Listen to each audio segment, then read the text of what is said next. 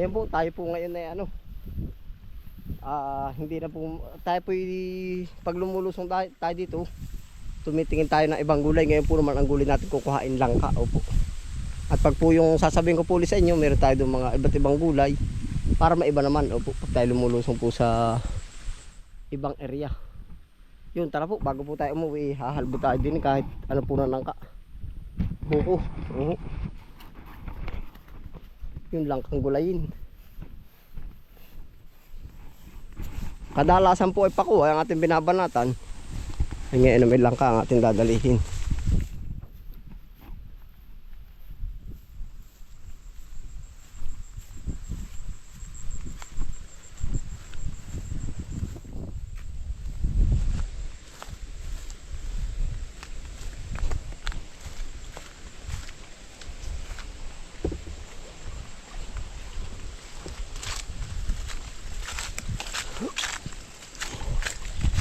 Dami rin pala dito langka yun.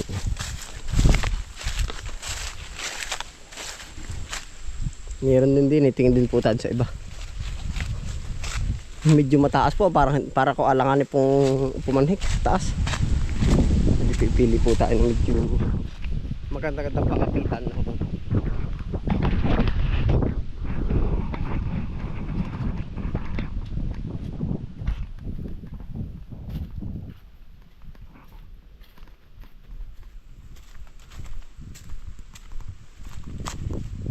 Giyaba na oh. Meron na uli yun oh. Laki.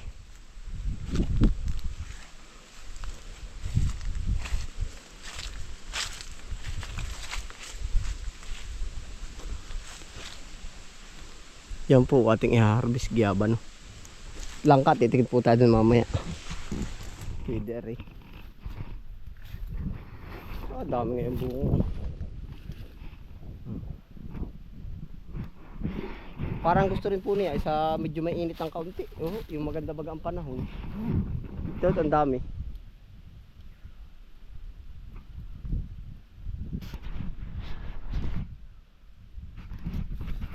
Natin po papan.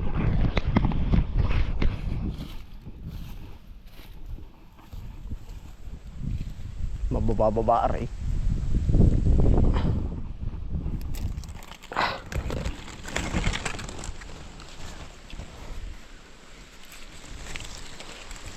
Pare pala na buklo na oh. Naipog gayabano oh. Laki. Ito pa pala isa sa dulo oh. Ito lang medyo malutong.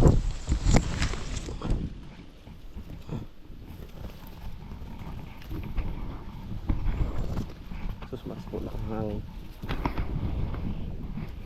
Ito po yung isa oh. Ang laki oh. Yo no. Lapit din eh. Maabot natin.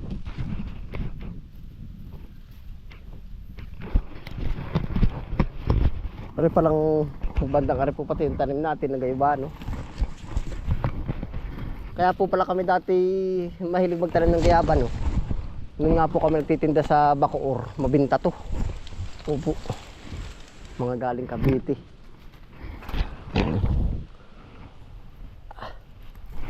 Yeah. Malapit na. Makakadalawa po tayo. Panalo, isang panhikan lang. Maganda po pati. Ay, walang yun naman nalaglag. May ginaman po hindi ako nalaglag. Okay na rin yun.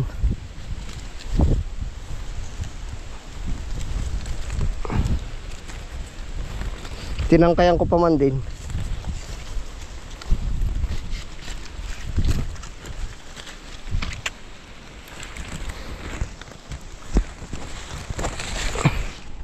Laki eh.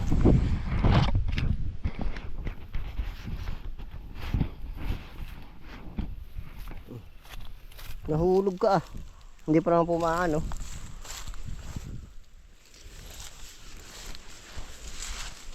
Yan ah. Laki. Kaya po kami maraming tanim nito. Gawa nung bumalik po tayo dito. ay nagtanim tayo ng nagtanim. Gawa po na napakabenta po nito. Uho. Yan no. Katuwa ba? Oh, kaya po tayo nagka-idea sa kaya ba mabenta pala talaga. Pero kailangan lang pong ipon-ipunin ba. Kamukha po nito kumbaga mga paapat-apat, palima-lima dapat po maibenta. Pagka yung ano na po sa pagkain ba. Yung pag naka di po pa pansarili, pag yung mga sobra-sobra po dapat mabenta. Opo. Yan, ari pala puro ng langka. Pwede na siguro isang yung pagkalaki oh. Kaya.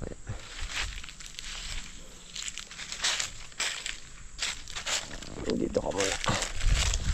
Papanhik po tayo sa langka yun oh. Kasarapan na yung isang yung. Tayo po pala nasa area number ano po, kubo number 3.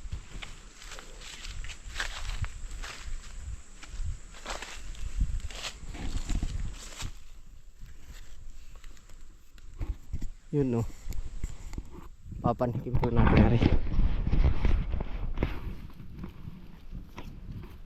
Langka, halip po na pako. Tanggal ko yung sombrero. Dami pang buko oh. Dami pang buko. Sunod.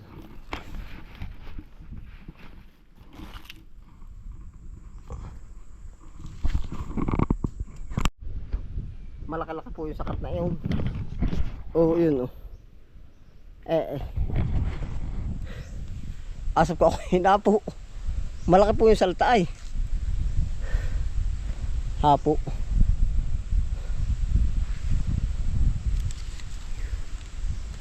Ayos na naman po. Tayo nasa sangana o yan. Yun yung ating tinatarget sa taas-taas.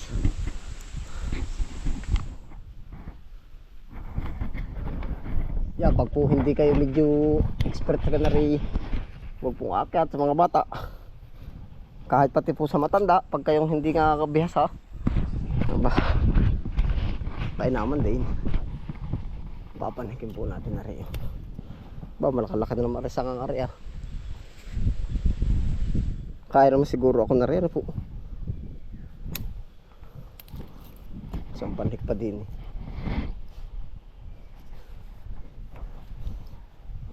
Meron pa nga pala sa tabing palaya yun. Lakas pa man din ang hangin. Sumarsi po. Matibay naman ang langka.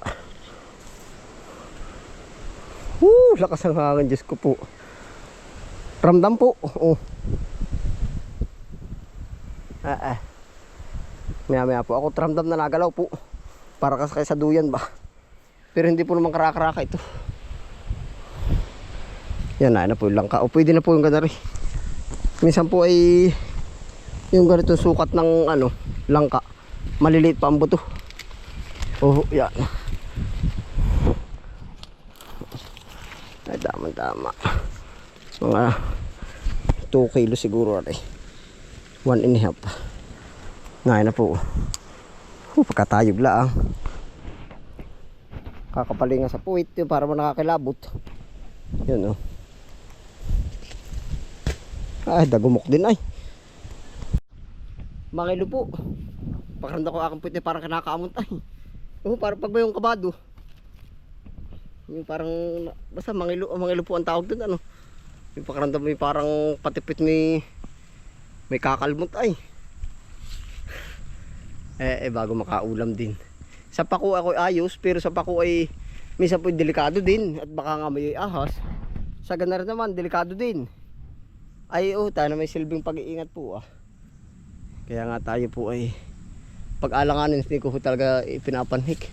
Ang dami pang bunga ng langka Yun siya. Yari yun kahit 10 miyembro ng pamilya kaya yun yung ganun kalaki ano yun ito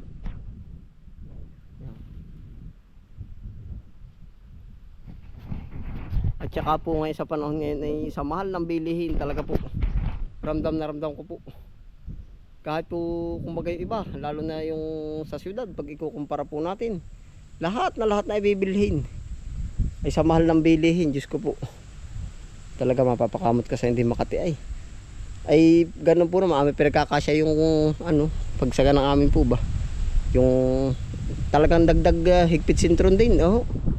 Medyo tipid-tipid talaga. Oh. Noon pa. Lalo na po sa panahon ngayon. Yun na po ating ulam, tayo diretso na po pababa. Taas pa. Ara na yung pinakamataas sa bahagdan. Nasave na po tayo. Yan, nakasuot tayo sinip. Nakasuot po tayo sinilas ah. Matayog di kalahati ng nibay oh. Aba. Parang may 20 pi. Oh. Ganda.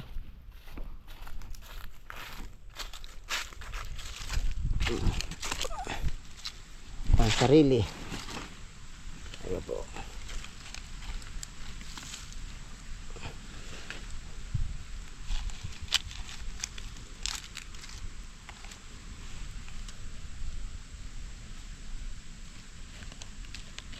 Yan na po ang ating nakuha dito.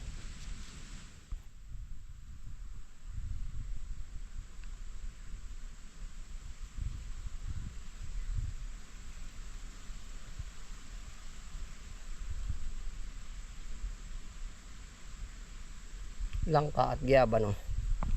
Maigi rin po.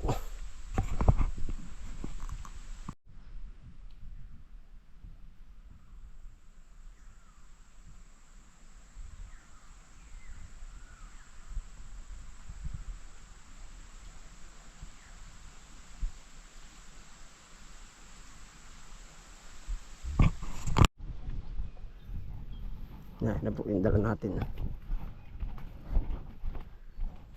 Maigi rin po. Oh. Yan din po naman ang kaibahan na resinggil. Pasok tayo dito. Ilang meters din po ay mga 200 to 300 meters. O di kasi lalakad-lakadin pa po natin. Oh. Shoot sa basket. Higin hawa.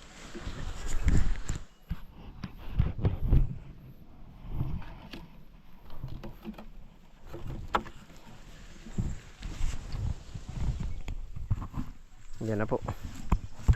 Sakay na lang tayo. Dito na rin bag.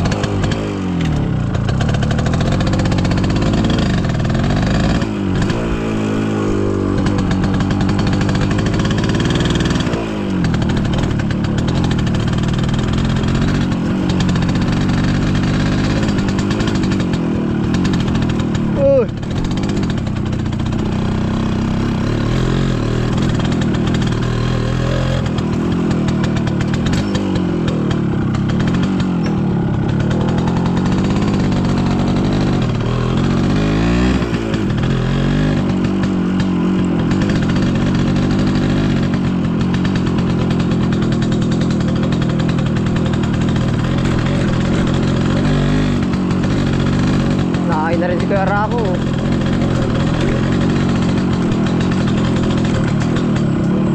Ako yung una na, Kuya Rako.